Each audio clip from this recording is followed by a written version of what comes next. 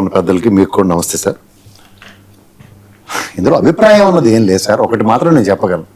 ఒక 45 సంవత్సరాల చరిత్ర కలిగిన తెలుగుదేశం, లేదంటే 12-14 సంవత్సరాల చరిత్ర కలిగిన జనసేన పార్టీ కానీ, అలాగే వైఎస్ఆర్సీపీ పార్టీలు కానీ, strength and there capacity and capabilities grass root లెవెల్లో పార్టీ నిర్మించుకున్న దాని మీద ఈ స్థానిక సంస్థల్లో వాళ్ళ పట్టు అన్నది ఉంటుంది. ఇప్పుడు గతంలో మీరు 19 to 24 మధ్యలో జరిగిన స్థానిక సంస్థల ఎలక్షన్స్ లో తెలుగుదేశం అయితే కాడి వదిలేసింది. జనసేన పార్టీ తనంతట తను స్వచ్ఛందంగా నిలబడిన దగ్గర వాళ్ళ గెలుపులు ఎంతో ఓటములు ఎంతో వాళ్ళకి బాగా తెలుసు. రెండోది, ఈ ఇష్యూలో 80-15-5 అన్నది డిస్ప్రపోర్షనేట్ బ్లోలో ఒక దగ్గర నాదెళ్ల మనోహర్ గారి దగ్గర నుంచి వచ్చింది. అండ్ ముఖ్యంగా వీళ్ళకి సంబంధించిన ఛానల్లో ఎక్కువగా ప్రొవకేషన్ అన్నది అక్కడి నుంచి కూడా వచ్చింది.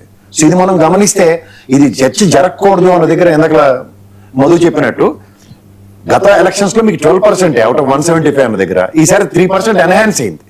ఈ 3% ఎన్హాన్స్ తో మీరు ఎట్లా సాటిస్ఫై అవుతారు అన్న దగ్గర మీరు సంబంధించిన ఉభయ గోదావరి, పవన్ కళ్యాణ్ గారు కూడా పిఠాపురం వెళ్ళడం, ఉభయ గోదావరి జిల్లాలో టెరిటరీ చూసుకోగలిగితే ఆయనకి ఎక్కువగా 21 స్థానాల్లో సెంట్రిక్ గా వచ్చినవి ఎక్కువగా ఉభయ గోదావరి జిల్లాలో ఆ పరిసర ప్రాంతాల్లోనే ఉన్నాయి. సో వీటి మీద ఫోకస్ చేయడానికి ఇప్పుడు కూటమి అన్న దగ్గర ఎలా ఉంటుందంటే, ఓ పక్క తెలుగుదేశం వీళ్ళ స్ట్రెంత్ ఏంటంటే గ్రాస్ రూట్ లెవెల్ నుంచి కూడా పార్టీని బిల్డ్ చేసుకుని ఉన్నారు. ఆ కార్యకర్తలు క్యాడర్ బేసిక్ పార్టీ అంటారు దాన్ని. సో అలాంటప్పుడు ఏమవుతుందంటే స్థానిక సంస్థల్లో ఎక్కువగా పట్టు వీళ్ళకే ఉంటుంది. ఉన్నప్పుడు మీకు ఎక్కువగా నియోజకవర్గాలకు సంబంధించిన అవసరంలో మీకు సంబంధించిన దగ్గర 13 సీట్లు అయితే తెలుగుదేశం సంబంధించిన వాళ్ళు గెలిచారు సోకాళ్ళు.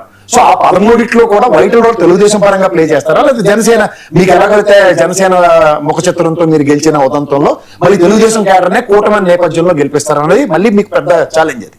సో ఈ ప్రక్షాళనలో ఈ హైపోథెటికల్ ఈక్వేషన్స్ లో 80-15-5 అనేది విపరీతమైన డిబేట్ అండ్ డిస్కషన్ జరుగుతుంది. ఇది ఒక ఎత్తి అయితే ఇంకో డిస్కషన్ కూడా జరుగుతుంది. తెలుగుదేశం ఆయనలో ఎప్పుడు స్థానిక సంస్థలు పెట్టిన ఉదంతాలు లేవు.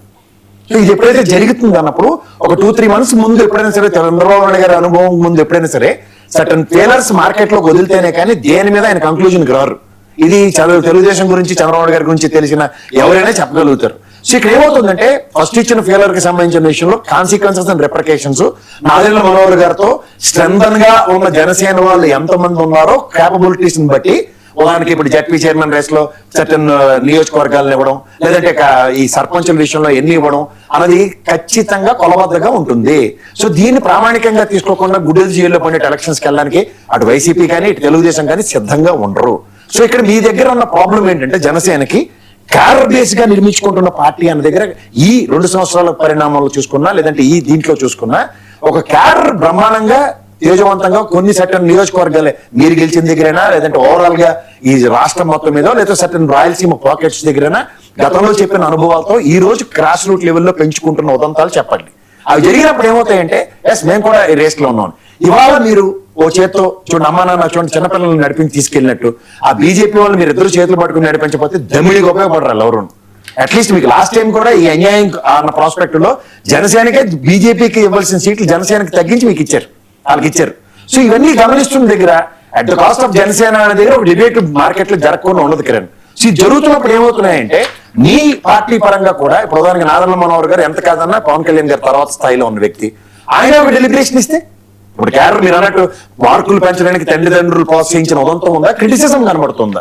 ఎవరు ఫ్లెక్సీలు కట్టినంత మాత్రం కదా నాయకుడు ఎవడైనా సరే తనని తాను ప్రూవ్ చేసుకోవాలంటే ఇప్పుడు ఇలా అధికార ఒకే నిమిషం కిరణ్ మీరు తర్వాత మీరే మాట ప్రధానికి మీకు ఎవరు అక్కర్లేదు. కోరరెడ్డి శ్రీధర్ గారి బ్రదర్ కి అధికార ప్రతినిధి ఇచ్చారు నెల్లూరులో. అసలు ఎమ్మెల్యేలు ఎంపీలు కూడా అంత ఫ్లెక్సీలు కట్టి ఉండరు తెలుసా. మొత్తం నెల్లూరు అంతా కబడి అడిచాడు ఆయన అధికార ప్రతినిధికి. సో ఇలాంటివి మీరు గమనిస్తున్నప్పుడు ఏంటంటే తనని తాను ప్రూవ్ చేసుకోవడానికి ఒక ఆల్టర్నేటివ్ మెకానిజం క్రియేట్ అవ్వడానికి నాయకుడు ఈ ఫ్లెక్సీలు అన్నవి గతంలో ఎప్పటి నుంచో జరుగుతున్న నానుడి. అదర్వైజ్ నియోజకవర్గాలు పట్టు సాధించుకోవడానికి భగవానికి కిరణ్ ఉంటున్న ఊరికే పవన్ కళ్యాణ్ గారు వస్తారంటే కిరణ్ కి ఇష్టం ఉన్నా లేకపోయినా అతనితో ఉన్న 10 మంది ఫ్రెండ్స్ ఖచ్చితంగా ఫ్లెక్సీలు కడతారు.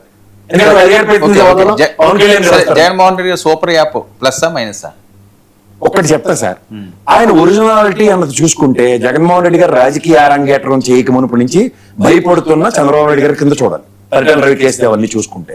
సో ఆ పరిణామాల్లో ఎప్పుడైతే ఆయన ఒరిజినాలిటీని ఆ లోపల బొరతక్కువ బ్యాచ్ ఆయన్ని ఒరిజినాలిటీని తగ్గించి ఆయన లేదో శాంత స్వభావాలు అన్నట్టుగా కూర్చోపెట్టి చూస్తే ఇవాళ మళ్ళీ కాదు అది ఒరిజినల్ అని చెప్పి 2.2 వచ్చి మేము వచ్చిన తర్వాత ఏదో పందిరేస్తామని చెప్పే కబుర్లు బొరతక్కువ సమాధానాలు అంటాను.